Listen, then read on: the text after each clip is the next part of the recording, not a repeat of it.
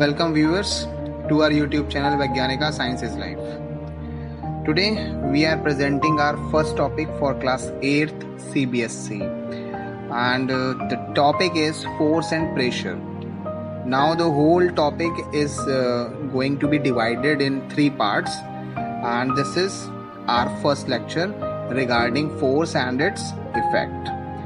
Now in today's video you will get knowledge about what is force, interaction of object and its unit and effects. Okay,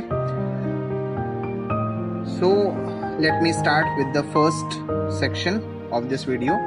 What is force? Force क्या होता है? Force, simply we say a push or pull on an object is called force. यानी किसी भी चीज को धक्का देना या उसे खींचना, ठीक है ना, दैट इज कॉल्ड फोर्स. धक्का देना और खींचना क्या कहलाएगा? फोर्स कहलाएगा. ठीक है. Sometimes a force can not be seen. कुछ कभी कदार ऐसा होता है कि फोर्स दिखता नहीं है बट इफेक्ट इज सीन. ठीक है ना, मतलब इफेक्ट हैज बीन सीन. अब इफेक्ट जो भी उसका इफेक्ट होगा वो आपको दिखेगा. इसके साथ ही साथ ये भी ध्यान रखें कि जो फोर्स होता है वो क्या करता है? पोजीशन को चेंज करता है. It means if we want to change the position of something, कोई भी चीज आपको, सपोज दैट आपके घर में अगर कोई भी चीज आपको घर में एक जगह से दूसरी जगह उठा करके रखनी है या उसे पुश करना है, कुछ भी करना है, then you have to apply the force. और उस फोर्स को अप्लाई करने के लिए एक एजेंट की जरूरत होती है. एजेंट.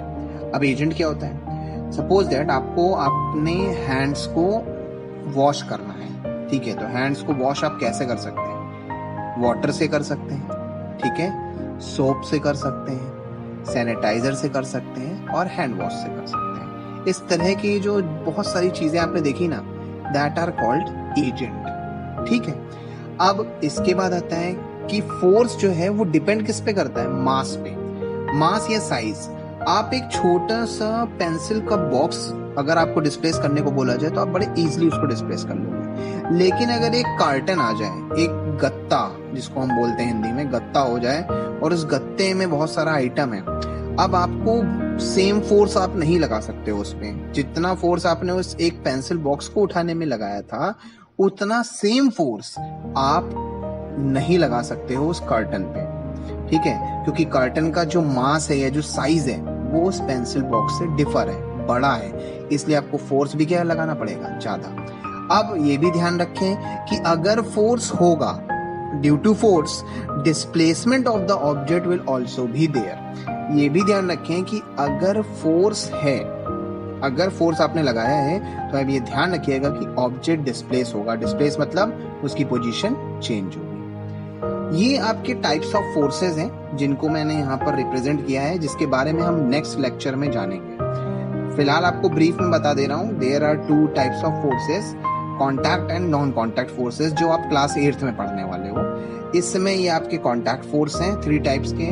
ठीक है, और ये आपके 3 टाइप्स नॉन कॉन्टैक्ट फोर्स हैं जिनके बारे में हम नेक्स्ट जो हमारा लेक्चर होगा, लेक्चर 2, उसमें आप जरूर पढ़ेंगे और समझेंगे. इसके बाद आता है इंटरेक्शन ऑफ ऑब्जेक्ट्स.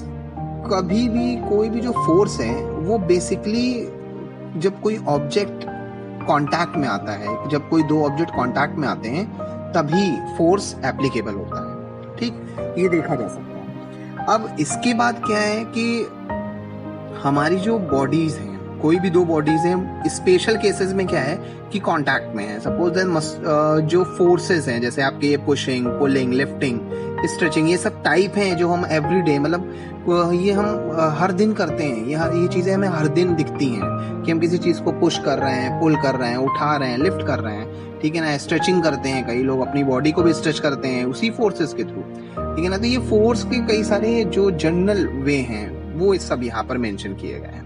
तो ध्यान रखें कि कुछ स्पेशल केसेस में जो फोर्स है वो अप्लाई होता है जब वो कांटेक्ट में होती है. नेक्स्ट आता है कि अब फोर्स जो है, अब भाई क्योंकि कोई भी चीज है, अब जैसे मैं आपको एक सिंपल सा फिर एक एग्जांपल देता हूँ डेली लाइफ से कि आपको अगर कोई भी चीज, सपोज दैट आपके घर में टूथपेस्ट होगा, सपोज दैट, तो तब जो टूथपेस्ट आप यूज करने जा रहे हो, तो वो टूथपेस्ट आप उसको उतना ही यूज करोगे जितना आपको जरूरत है, ठीक है। ठीक उसी तरह से, ठीक है, उसी तरह से फोर्स के साथ भी क्या है कि फोर्स जब हम किसी भी ऑब्जेक्ट पे लगाते हैं, किसी एक ऑब्जेक्ट पे लगाते हैं या दो ऑब्जेक्ट पे लगाते हैं, तो जब हम फोर्स लगाते हैं तो उनके भी कुछ अलग अलग रिजल्ट आते हैं। उन रिजल्ट्स को मैंने यहाँ पर मेंशन किया है। ध्यान रखिएगा कि आप जो भी आपकी स्ट्रेंथ होती है, स्ट्रेंथ ऑफ फोर्स मतलब कितना फोर्स लगा है, ठीक है ना। जैसे स्ट्रेंथ ऑफ अर्थक्वेक क्या होता है, जब कभी कोई अर्थक्वेक आता है तो उसकी एक स्ट्रेंथ मेजर करके रिएक्टर स्केल पे दिखती है ना, बताते हैं कि इतनी इंटेंसिटी का या इतनी स्ट्रेंथ का अर्थक्वेक आया। ठीक उसी तरह से फोर्स भी है, उसकी भी एक स्ट्रेंथ होती है।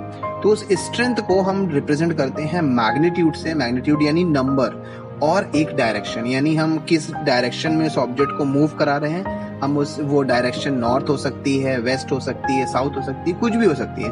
हम जिस डायरेक्शन में फोर्स अप्लाई करेंगे उस डायरेक्शन में वो ऑब्जेक्ट जाएगा, ये इस लाइन का मतलब है। नेक्स्ट लाइन में आपको बताया गया, if the two forces are applied to an object, ठीक है, मान लीजिए कि किसी एक ऑब्जेक्ट पर दो फोर्स अप्लाई किए जाते हैं और दोनों ही फोर्स सेम डायरेक्शन में, एक ही डायरेक्शन में है, तो क्या होगा, जो रिजल्टेंट फोर्स होगा that will be equal to the sum of the two forces, ठीक है।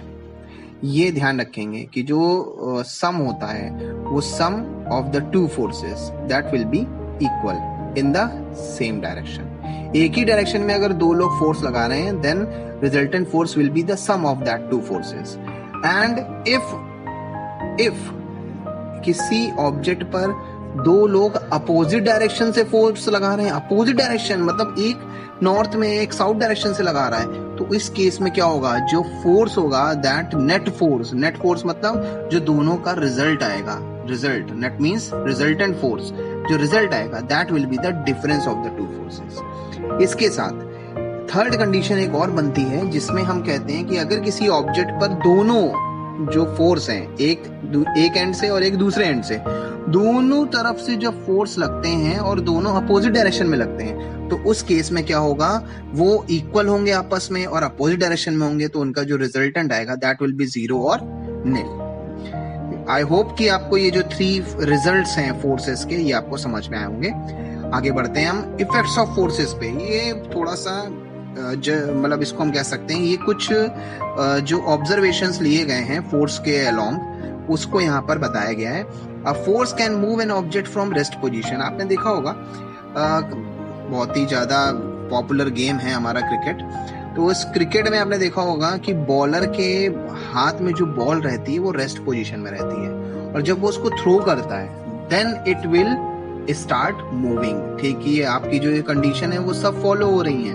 पहली कंडीशन फॉलो हो रही है कि ऑब्जेक्ट यानी जो बॉल है वो बॉलर के हाथ में है, और जब उसने उसे थ्रो करा तो वही बॉल रेस्ट पोजीशन से मूव कर गई, यानी रेस्ट पोजीशन को लीव किया उसने, उसकी पोजीशन चेंज हो गई और वो किसमें चली गई, मूविंग में।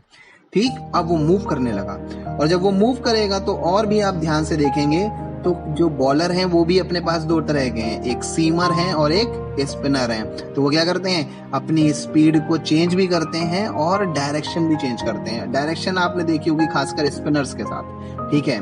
इसी के साथ साथ एक बात और, a force can change the shape and size of an object. ध्यान रखें कि फोर्स कहीं कहीं पर, कुछ जगह पर, अब क्योंकि देखिए बॉल के केस में नहीं हो सकता है, बॉल के केस में बहुत कम जगह पर ऐसा है कि जहां पर फोर्स जो है वो उनका शेप या साइज चेंज कर सकता है, लेकिन क्रिकेट की जो बॉल है जो क्रिकेट मैच में यूज होती है उसका शेप एंड साइज चेंज नहीं हो पाता है। हाँ, वो रबिंग के थ्रू थोड़ा थोड़ा जो उसका अपर सरफेस है वो भले ही हो सकता है कि कुछ कम हो जाए, लेकिन उसका शेप या साइज पे इफेक्ट ज्यादा नहीं पड़ता है। ठीक है, आगे आते हैं। ये है आपका formula of force.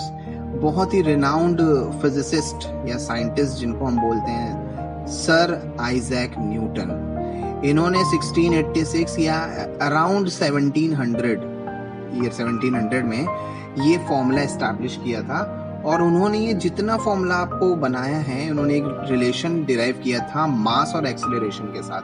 Acceleration word निकल के आया एक्सीलेटर से। आपकी बाइक हो या व्हीकल हो, उसमें एक एक्सीलेटर होता है जिससे वो मूव करती है, अपनी पोजीशन को चेंज करती है, बार बार बदलती है, ठीक है ना। That is called acceleration. Acceleration से निकल के आया है एक्सीलेटर। तो उसी मास और एक्सीलरेशन को लेकर के उन्होंने एक फॉर्मूला डिराइव किया था which is given below, F is equal to ma। इसका दूसरा नाम है, जब आप इसको क्लास 9th में पढ़ोगे, Newton's law of motion. Newton's second law of motion है ये। जब आप क्लास 9th में जाओगे तो आप इसके बारे में पढ़ोगे। यहाँ पर एक ब्रीफ फॉर्मूला दिया हुआ है, F is equal to ma। साथ ही साथ और भी फॉर्मूले हैं F के, वो आपको नेक्स्ट क्लास में मिलेंगे, यानी क्लास 9th में। ये हैं यूनिट्स, क्योंकि न्यूटन ने इसको डिराइव किया था, इसको न्यूटन ने बहुत अच्छे से बताया, ठीक है। इस वजह से क्या हुआ कि जो इसकी SI यूनिट बनाई गई, यानी स्टैंडर्ड यूनिट जो पूरे ऑल ओवर वर्ल्ड फॉलो होगी, दैट विल बी न्यूटन। यानी फोर्स कहीं पर भी हो, किसी भी जगह पे, जरूरी नहीं कि वो इंडिया में है, हो सकता है वो इंडिया के बाहर, अफ्रीका में हो, अमेरिका में हो, इटली में हो, कहीं भी है, लेकिन जो फोर्स का जो कैलकुलेशन होगा और जो उसकी यूनिट होगी, that will be in only newton. अगर स्टैंडर्ड यूनिट में लिखा जा रहा है, then it will be only newton. और ये जो न्यूटन है, मैंने आपको बता दिया है, क्योंकि आइजैक न्यूटन के नाम पर ये यूनिट पड़ी है, इसलिए इसको हम SI यूनिट बोलते हैं। इसके बाद 1 न्यूटन की डिफिनीशन भी मैंने आपको दी है। इसमें आप ध्यान रखेंगे कि 1 न्यूटन की डिफिनीशन भी, ये एक्चुअली थोड़ा सा 9th का पार्ट हमने इसमें इन्वॉल्व किया है, ताकि जो बेसिक थिंग्स हैं वो आपको क्लास 8th में पता चल जाए, आपको 9th में दिक्कत ना हो, ये सब चीजें बिल्कुल नई ना लगे। साथ ही साथ एक other standard unit of force है, दैट इज kg मीटर पर सेकंड स्क्वायर। ms-2 लिखा है, इसका मतलब kg यूनिट है मास की, और जो आपको मीटर पर सेकंड स्क्वायर दिख रहा है, that is the unit of acceleration. और ये उसकी स्मॉलर यूनिट है, जिसको न्यूटन के बाद, या न्यूटन आप कह सकते हैं, न्यूटन स्टैंडर्ड यूनिट है, न्यूटन के बाद यूटिलाइज किया जाता है बहुत छोटी छोटी जगह पर, that is dyne, dyne, dyne. This is the smaller unit of force. I hope कि आज के वीडियो में आपने काफी कुछ फोर्स और फोर्स के इफेक्ट्स और उनकी डिफिनीशन, फॉर्मूलाज वगैरह आपने देख लिए हैं, आपको समझ में आए होंगे। और अगर आपको अच्छा लगा है ये video, then you can like it. आप इसको लाइक कर सकते हैं। लाइक करने के बाद चैनल को सब्सक्राइब करना ना भूलें, क्योंकि ये चैनल प्योरली स्टडी बेसिस पर है। आपको जो भी चीजें हैं वो यहाँ पर स्टडी बेसिस पे प्रोवाइड करी जाएंगी। ऑल्दो कि आपके पास ये जो आपने अभी फोर्स एंड इफेक्ट पढ़ा है, इसकी एक्टिविटी आपको एक और वीडियो हमारे चैनल पे अपलोड होगा अभी, तो उसमें आप देखेंगे कि इस पूरे चैप्टर को, इस पूरे वीडियो को, हमने इस पूरे वीडियो को किस तरह से एक्टिविटी के फॉर्म में आपको समझाया है। हम पूरी कोशिश करेंगे कि आप तक नॉलेज पहुंचे, जो किताबों में लिखा है वो चीज आप ध्यान से देखें और समझें कि क्या हकीकत में ऐसा होता है, क्या रियल में ऐसा होता है। उसको जानने के लिए बिल्कुल इस चैनल को सब्सक्राइब करना ना भूलें, शेयर करें अपने फ्रेंड्स के साथ।